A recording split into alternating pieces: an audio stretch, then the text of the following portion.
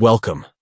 Today, we will guide you on how to enable automatic updates for the Roblox app on your Android device. Follow these steps to ensure that Roblox updates automatically. Step 1. Open the Google Play Store app on your Android device. Step 2. Tap on your profile icon located in the top right corner of the screen.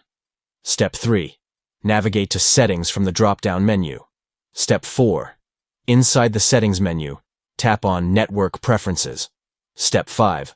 Look for the option labeled Auto Update Apps and select it. You can then choose your preferred update setting, such as updating apps over Wi-Fi only, or allowing updates on mobile data as well. By following these steps, you can set up automatic updates for the Roblox app on your Android device, ensuring that you always have the latest version of the app without manual intervention. Enabling automatic updates can streamline the update process and ensure that you have access to the newest features and improvements in Roblox. Enabling automatic updates for the Roblox app can be advantageous as it ensures that you are using a secure and optimized version of the app. With automatic updates in place, you can enjoy a seamless gaming experience and stay up to date with the latest content and enhancements in Roblox.